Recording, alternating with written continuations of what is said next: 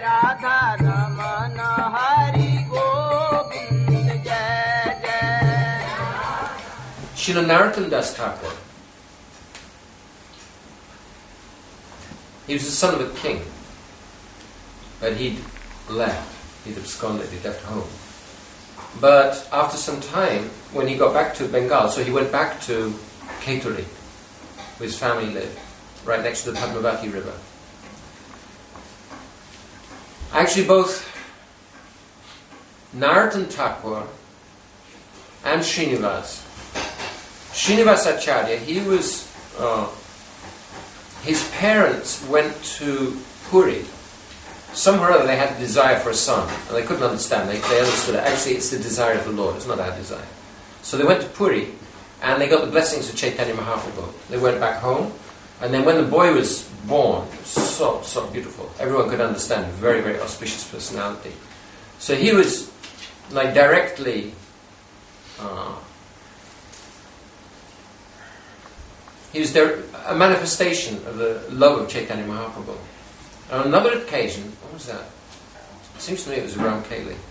Chaitanya Mahaprabhu was with the devotees and he began calling out, Narottam, Narottam, Narottam. So everyone could understand that, a great personality called Narottam was going to be born. And Nityananda Prabhu, he was bathing in Padmavati River. And he put his praying in, he told Padmavati that, Padma, he told the river that you have to give this praying to Narottam when he comes. And she said, well, how will I know? He said, well, when he goes in the river you'll overflow. So Narottam bathed in the river, and when he came out, he was totally transformed. Ecstasy, and he'd become gold and everything.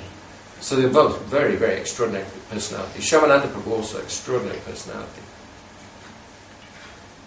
When they arrived in Kaituri, they decided to have a great festival, the first Gaur Purnima festival, celebrating the appearance of Chaitanya Mahaprabhu.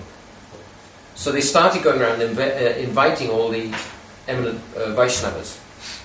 And one of the most, if not the most, elevated Vaishnava in that area at that time was Janava Devi, consort of Sri Nityananda Prabhu. Nityananda Prabhu had left, but Janava was left there. She was there still. So,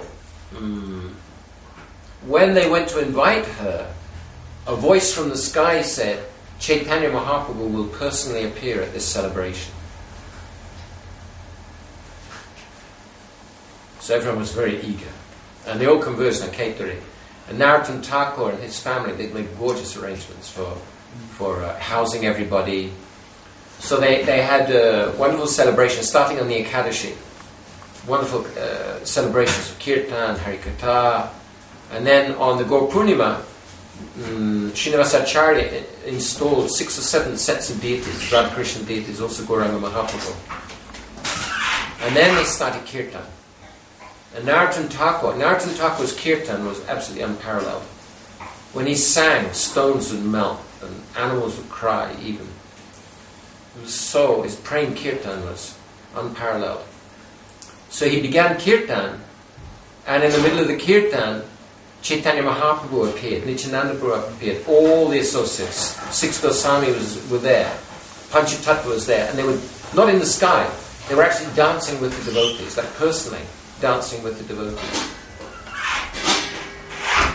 So it was extraordinary, ecstatic occasion. And the same thing happened again subsequently in another meeting. After the time of these 3 great devotees, so there was somewhat a dark period, and not so, but there were not such notable personalities for 2-3 generations. After them came Srila Vishwanath Chakravarti Thakur. Srila Vishwanath Chakravarti Thakur, he was also a very elevated Vaishnava. He'd been householder and he went to Vrindavan. And there he took shelter. His guru said, yes, but you have to get permission from your wife. So he went back to his home And he started, see, all night he was sitting with his wife and just giving Harikatha. And in the morning he said, so can I go to Vrindavan? And she said, okay, you can go. And he left. So he became the leader of the Vaishnavas. He was a great scholar and extremely rasik also. He's written, on the one hand, he's written books like Krishna Bhavanamrita, which describes the Ashtakalya Leela, means the eightfold pastimes of Radha Krishna throughout the day. It's a very elevated and esoteric literature, describing the beautiful pastimes and the conversations between Radha and Krishna and the gopis. And he's such a Sanskrit scholar, so his point, Sanskrit is such a subtle language. And there, in their conversations, there's so many double and triple meanings. So he was fully qualified to point all these out. He also gave a wonderful commentary on 10th canto of Srimad Bhagavatam, Sarata Darshini. And Srila Gurudev is reading from that commentary in his translations.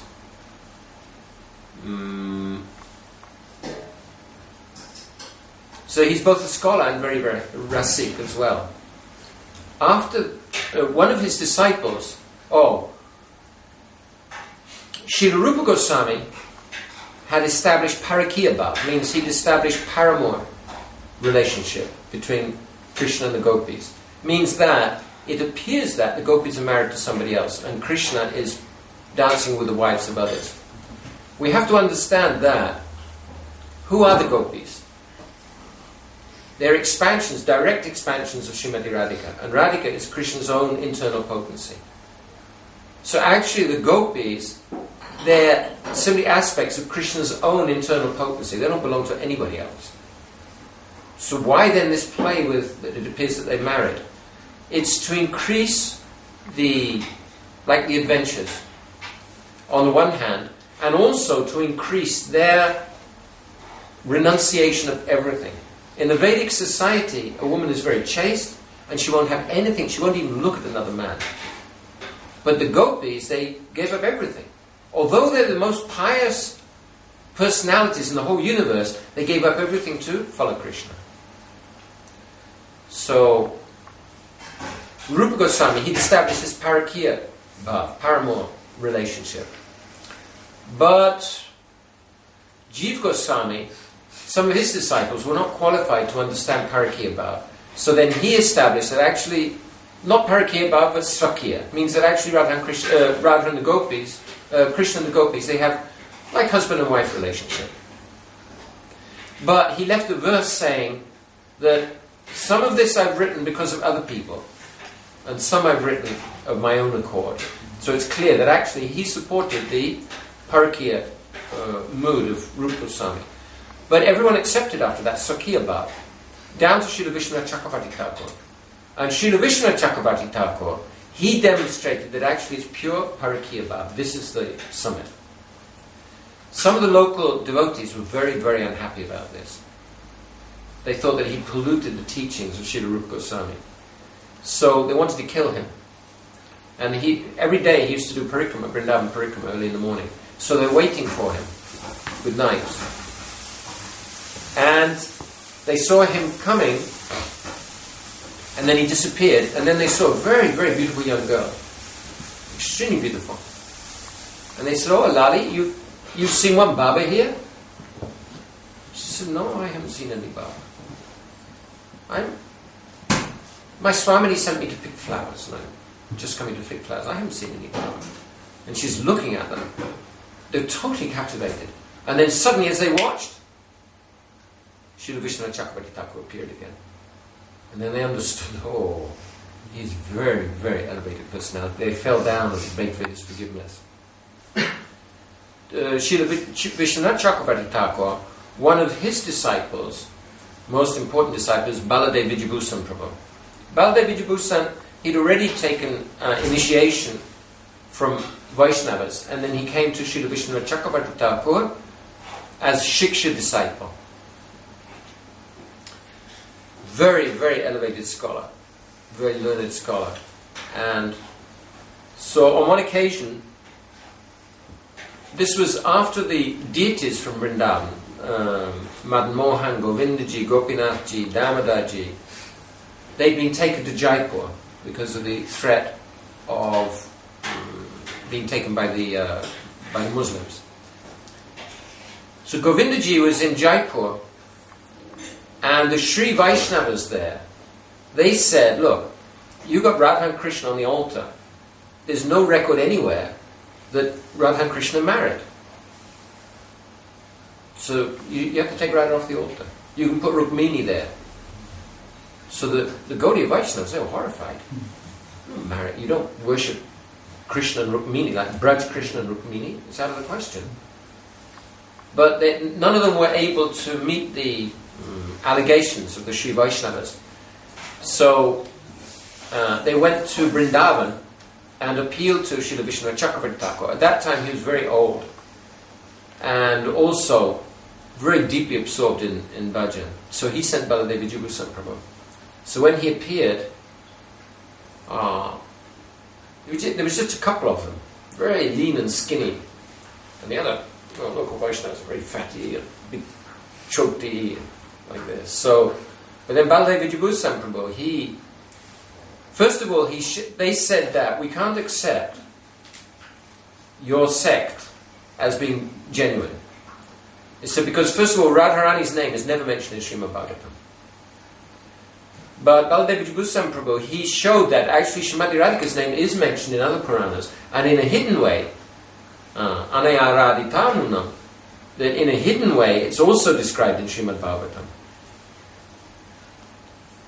So they were forced to accept, but then they said, anyway, we don't accept your group as genuine because you don't have a commentary on Vedanta Sutra. Baladevi Jugusan Prabhu, he went and he prayed to Govindaji. And Govindaji said, I will dictate. You just write down what I say.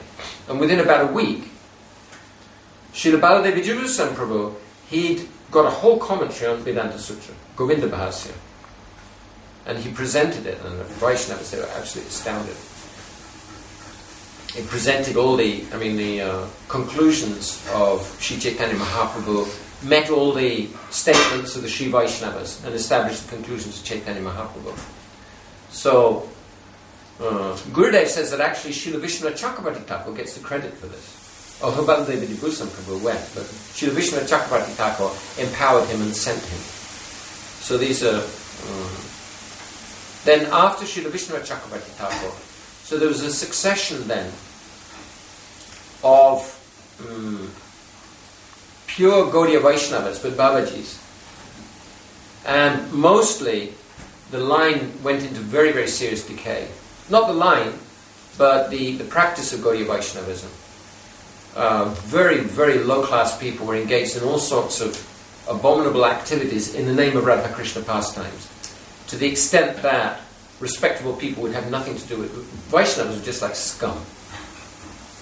Nothing more.